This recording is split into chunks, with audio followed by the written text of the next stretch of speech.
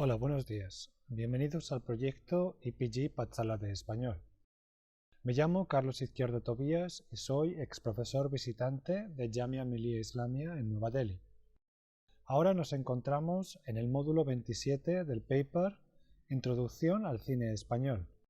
Este módulo se titula Bienvenido Mr. Marshall de Luis García Berlanga. Este módulo es una breve aproximación a la película Bienvenido Mr. Marshall de 1953, dirigida por el cineasta valenciano Luis García Berlanga. El filme es considerado una de las cumbres del cine español y es sin duda uno de los más populares. A través de la historia de un pueblo castellano que se disfraza de pueblo andaluz para despertar el interés de un comité del Plan Marshall que supuestamente va a pasar por la localidad, Berlanga disecciona con humor y gran habilidad para evitar la censura las ansias y deseos de la sociedad española del momento. Vamos a hablar ahora sobre la trama de la película. El pueblo de Villar del Río es una pequeña localidad castellana con personajes muy peculiares. Está el señor alcalde, interpretado por Pepe Isbert, un hombre pequeño y medio sordo, el hidalgo don Luis, que aún vive en la ilusión de las glorias perdidas de sus antepasados nobles, el cura don Cosme o la señorita Eloísa, maestra de la escuela. La vida del pueblo transcurre como la de muchos otros durante la posguerra, sin muchos incidentes y con gran división social. Un día, el delegado general del gobierno hace una visita al ayuntamiento para informar al alcalde de que un comité norteamericano del Plan Marshall va a pasar por el pueblo. Este plan fue un proyecto del gobierno norteamericano para ayudar a Europa a recuperarse tras la Segunda Guerra Mundial.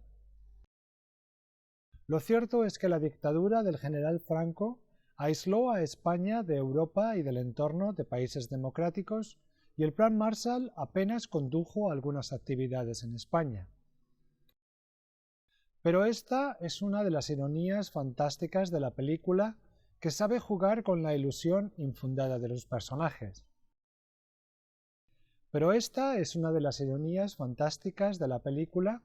que sabe jugar con la ilusión infundada de los personajes.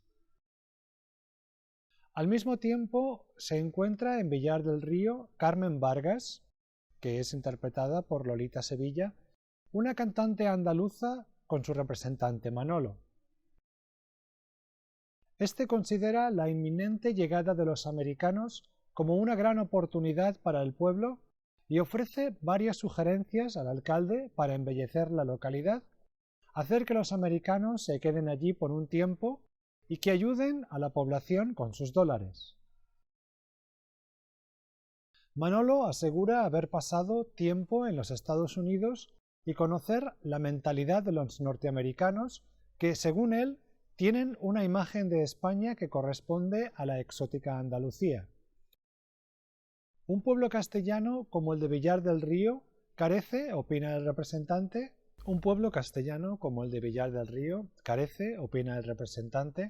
del atractivo visual que el sur de España podría ofrecer al extranjero.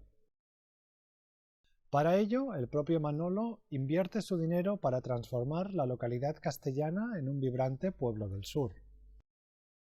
Se cambian las sobrias fachadas por balcones llenos de claveles, se crean calles con el material de los decorados cinematográficos, la gente se viste con los vistosos trajes de Andalucía.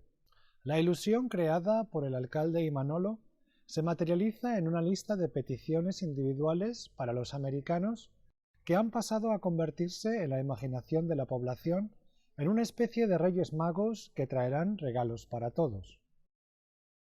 La noche anterior de la llegada de los dadivosos extranjeros, cada uno fantasea en sus sueños con sus impresiones sobre América y sobre lo que van a recibir. El sueño del alcalde es, sin duda, todo un icono del cine del momento. El alcalde es en él el sheriff de un decorado de una película del oeste americano. En el salón vemos a todos los personajes del pueblo en diferentes avatares. Incluso la artista flamenca Carmen Vargas canta en el escenario.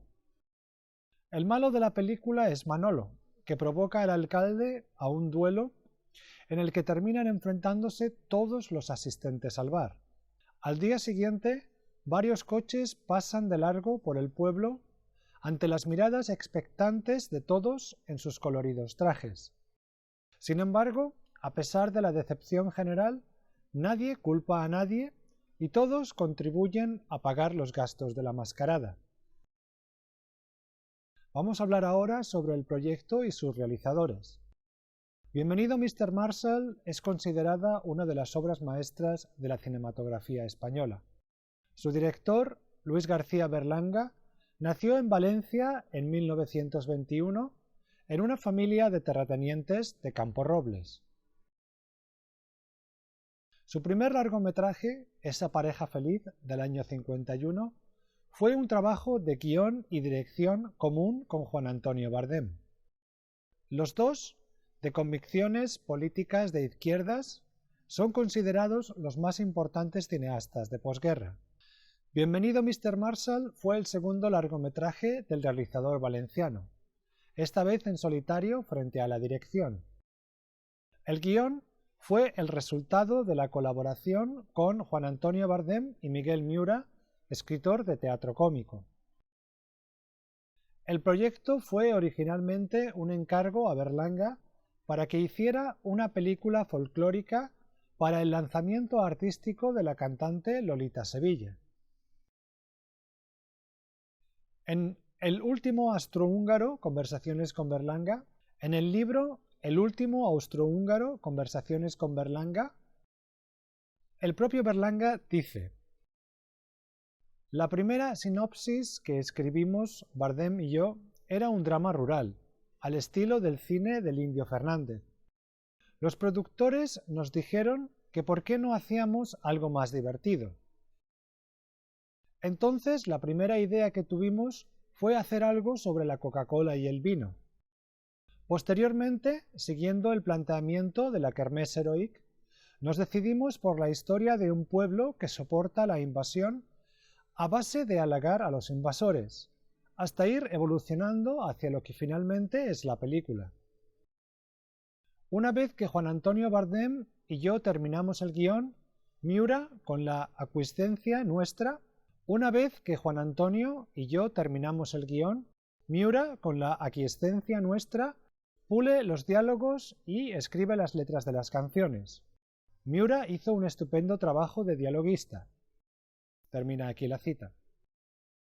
La película recibió el premio a la mejor película de humor y mención especial para el guión en el Festival de Cannes, entre otros galardones, y a punto estuvo de recibir el premio del jurado. El único voto en contra provino del actor estadounidense Edward G. Robinson, que consideró el filme como un insulto a los Estados Unidos. El filme fue producido por Uninci, una pequeña productora fundada en 1949. Aunque el filme costó oficialmente 4 millones de pesetas, en realidad tuvo un coste de 2,5 millones gracias al buen hacer de Francisco Canet, el decorador del filme. Canet y su equipo artístico y de producción economizaron donde pudieron, a pesar de que el guión exigía una gran cantidad de localizaciones como el casino, la plaza, el café, el ayuntamiento, etc. La iglesia tuvo que construirse como decorado, una fachada y una torre de 25 metros de altura en la plaza de Guadalix de la Sierra en la provincia de Madrid. Los interiores se rodaron en los estudios CEA de Madrid. La película fue asimismo clasificada de interés nacional, lo que conllevó numerosas ventajas para la producción. Debido a esta certificación, el filme tenía derecho a un porcentaje de protección en metálico, en realidad una subvención a fondo perdido. Además, recibía fechas de estreno propicias y medidas para promover su duración en cartelera. Un auténtico éxito de cartelera, Bienvenido Mr. Marshall hizo de Villar del Río una metáfora de la España del momento, un país que improvisaba en economía y que no prestaba ninguna atención a lo social. Vamos a hablar ahora sobre el contexto histórico de la película. En el artículo Contexto histórico económico de Bienvenido Mr. Marshall, José Vicente Santamaría nos habla de la situación de España durante los años de rodaje y estreno de la película de Berlanga. A principios de la década de los 50, España poseía una población eminentemente agraria. La política económica estaba completamente improvisada y el país era marginal en el concierto mundial. 1952 significó, sin embargo, el fin del racionamiento y una recuperación de la economía que comienza tímidamente a mirar al mercado. El país había estado aislado de la comunidad internacional desde que, en 1946, una resolución de Naciones Unidas había retirado todos los embajadores de Madrid, excepto los de Argentina, Vaticano y Portugal. Pero la Guerra de Corea en 1950 cambió ciertas posturas. La Cámara de Representantes de Estados Unidos aprobó un crédito de 62,5 millones de dólares a favor de España y las relaciones diplomáticas fueron restablecidas. Detrás de estos cambios de actitud se ocultaba sin duda el hecho de que los Estados Unidos habían comenzado a interesarse por establecer bases militares en Europa. Debió de haber influido también el trabajo de José Félix Lequerica, que había llegado a Estados Unidos en 1948 como inspector de embajadas y que había sido nombrado en el 51 embajador de España en los Estados Unidos. Lequerica se dedicó a convencer a los diferentes lobbies de Washington de las virtudes del régimen franquista. En 1953 se firmaron acuerdos entre España y Estados Unidos, aunque la ayuda que este país prestó a España no puede compararse con la que ofreció a otros países europeos. Contribuyó, sin embargo, a superar en parte la recesión de la economía española de 1953. Así, lo que nos encontramos en los años del rodaje y exhibición de Bienvenido Mr. Marshall es una sociedad saliendo del racionamiento, pero en la que aún reinan la incultura y la pobreza. La nueva coyuntura de nueva amistad con los Estados Unidos hace que los sueños de Villar del Río sean resultado del espejismo americano que la propaganda política del régimen proyectaba en la población. Vamos ahora a analizar los sueños de los personajes. Una mirada a los sueños que los personajes tienen la noche anterior a la supuesta llegada de los americanos nos ayuda a entender mejor el contexto sociocultural del filme y a desentrañar algunas de sus propuestas críticas. El sueño del cura, interpretado por Luis Pérez de León, echa mano de la escenografía del cine negro americano y de las muchas variaciones del expresionismo alemán. Don Cosme sueña con los pasos de Semana Santa. Por las calles, los penitentes encapuchados caminan a los lados del sacerdote. Todos marchan al grave paso y lento de la música acompañada por tambores.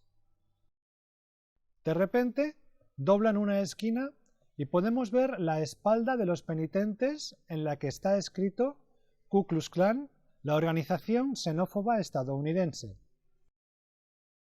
Inmediatamente, la solemne música se transforma en una pieza de jazz y el cura es atrapado por los encapuchados y conducido a un lugar indeterminado en el que con la única luz de una lámpara, independientemente, la solemne música se transforma en una pieza de jazz y el cura es atrapado por los encapuchados y conducido a un lugar indeterminado, iluminado con la única luz de una lámpara colgante. Siguiendo conscientemente las convenciones del cine negro americano, varios hombres con sendos cigarros, probablemente policías, interrogan al cura en una atmósfera con poca luz y mucho contraste entre las zonas iluminadas y las oscurecidas.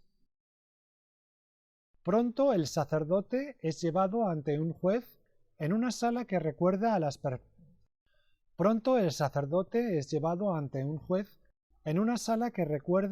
perspectivas distorsionadas del expresionismo alemán. Bajo el palco del juez podemos leer Comité de Actividades Antiamericanas. El juez reproduce las palabras que el cura había pronunciado ante el pueblo congregado en la escuela en la que denunciaba a los americanos por pecadores y paganos. Pronto aparece una soga del techo y el sacerdote se despierta de la pesadilla. Don Luis el Hidalgo, interpretado por Alberto Romea, representa a la aristocracia rural venida a menos, todavía anclada en los sueños de grandeza del pasado. Su personaje rechaza a los americanos, a los que ve como a los nativos americanos que encontraría Cristóbal Colón y a los que le siguieron. Su personaje rechaza a los americanos, a los que ve como a los nativos americanos que encontraría Colón y sus seguidores. Además, los considera seres sin civilizar e incluso caníbales. El hidalgo don Luis sueña que es uno de sus antepasados y que se embarca rumbo a las Américas. Cuando llega a sus costas es recibido por los nativos del lugar. Tras unos momentos de curiosidad inicial, los indios lo capturan y lo meten en una marmita para cocinarlo. El sueño del alcalde juega con las convenciones del género conocido como western, o más popularmente de vaqueros, con historias ambientadas en el oeste americano del siglo XIX. El alcalde, como hemos mencionado en la sinopsis, tiene un sueño en el que él es un sheriff en un pueblo del oeste americano. La acción tiene lugar en el salón en el que se han reunido numerosos personajes para beber y jugar a las cartas. Las conversaciones tienen lugar en un lenguaje inexistente, inventado que parodia los sonidos del inglés americano. En el escenario, 5 muchachas bailan estilo cancán con sus largas faldas de volantes. Llega entonces el malo de la película, que no es otro que Manolo, el representante, y se enfrenta al sheriff. Todo vuelve a la normalidad cuando Carmen Vargas se sube al escenario para cantar. Pronto desciende a la mesa en la que está sentado el sheriff. Esto enciende los celos de Manolo, que dispara al techo, lo cual origina una pelea en la que todos participan destrozando el local. Es interesante ver cómo la parodia del género se extiende también al espacio, ya que se pueden distinguir en el decorado los fondos pintados. Muy interesante es también el sueño de uno de los campesinos, este pobre y con una familia grande que alimentar, en el que los Reyes Magos lanzan desde una avioneta repleta de cajas con las siglas de Estados Unidos, USA, una caja enorme que aterriza, gracias a un paracaídas, en el campo del labrador. La caja contiene un tractor. Cabe destacar el hecho de que Luis García Berlanga había también pensado en un sueño para la maestra, en el que era perseguida por robustos jugadores de rugby. La censura consideró tal secuencia pecaminosa y no se incluyó en el rodaje. Los sueños de los diferentes habitantes del pueblo se tejen a partir de diferentes imaginarios de lo que son los americanos. Por un lado tenemos las versiones cinematográficas de la americanidad, especialmente desde el cine negro o de gángsters y del western, que vemos en los sueños del sacerdote y del alcalde respectivamente. Estos sueños también aluden a la artificiosidad del cine y a la capacidad de éste para dar forma a los deseos del individuo. Por otro lado, El sueño del hidalgo denuncia la persistencia de actitudes xenófobas e imperialistas en la sociedad española. El sueño del labrador desempeña la función de crítica del espejismo americano que el régimen proyectaba, como comentábamos en el apartado anterior. La reacción de la censura a la escena del sueño de la maestra nacional revela las actitudes del régimen ante la mujer, que había de ser, según la censura, un modelo de virtudes. Vamos a hablar ahora sobre la idea de que el pueblo se transforme en un pueblo andaluz y sus consecuencias. Como explica Manolo al alcalde, España se conoce en el extranjero a través de Andalucía. Esto es sin duda el resultado de las imágenes de escritores y viajeros extranjeros del siglo XIX que buscaban un lugar exótico y misterioso en Europa a imagen de las ensoñaciones coloniales orientalistas y que encontraron en Andalucía un motivo geográfico que satisfacía estas expectativas. Por mencionar un ejemplo, los cuentos de la Alhambra del norteamericano Washington Irving fue publicado en 1832 bajo el título Conjunto de cuentos y bosquejos sobre moros y españoles. Las viejas leyendas y cuentos de la cultura hispanoárabe son la base de la obra. Esta fascinación por Oriente, que en otros autores remite a una geografía más lejana, encuentra en el sur de Europa manifestaciones culturales que el escritor considera parte de ese mundo oriental. El mundo de los gitanos y el flamenco ha constituido uno de los elementos esenciales de esa construcción orientalista de España. El gitano ha sido representado como una figura indomable por el Estado y la cultura hegemónica. El flamenco tiene su origen en la cultura andalusí, la que se generó en torno al Islam ibérico. Este estilo musical se ha relacionado con la cultura gitana, aunque lo cierto es que tanto en su origen como en su desarrollo han contribuido numerosas comunidades. Consciente de que España es vista en el extranjero como una extensión del imaginario andaluz, Manolo, el manager, en Bienvenido Mr. Consciente de que España es vista en el extranjero como una extensión del imaginario andaluz, Manolo, el manager, en Bienvenido Mr. Marshall, termina su discurso en el balcón del ayuntamiento con un «Viva Andalucía». De este modo, el pueblo entero se transforma de una localidad castellana a una andaluza.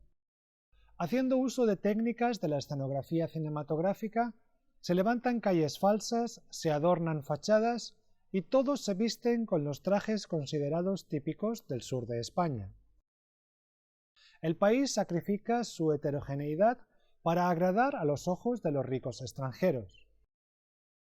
En este sentido, la película ejerce una poderosa crítica a un hecho que poco después se continuaría en las políticas de Manuel Fraga Iribarne, ministro de Información y Turismo, entre 1962 y 1969. Haciendo uso de muchos de los estereotipos sobre España que hemos mencionado arriba, el ministro apoyó campañas que, bajo el lema Spain is different, España es diferente, pretendía atraer a los turistas extranjeros. De este modo, podemos también valorar la sátira de Berlanga en la película como una anticipación a lo que pasaría una década más tarde con la institucionalización de imágenes estereotípicas para representar a España. Escribe Juan Antonio Ramírez en su artículo La arquitectura Spanish en El País. Juan Antonio Ramírez en su artículo La arquitectura Spanish narra cómo los decorados de Hollywood habían ofrecido desde los años 20 imágenes delirantes de arquitectura Spanish que incluso estrellas como Rodolfo Valentino y Dolores del Río habían tomado como referencia para construir sus casas. España importó esa arquitectura españolizante en la forma de tipismo estandarizado en construcciones destinadas a los turistas. Bienvenido Mr. Marshall podría considerarse en este sentido una película no sobre la España real, sino sobre lo irreal que era el país en ese momento y de cómo se construía y legitimaba una identidad desde procesos de mitificación externos y que se tomaban como propios. El pueblo castellano de Villar del Río no solo se disfraza de andaluz, sino que acepta una imposición arquitectónica para poder formar parte de aquellas localidades susceptibles de ser elegidas por los extranjeros. Y termina aquí el módulo dedicado a la película Bienvenido Mr. Marshall. Muchas gracias.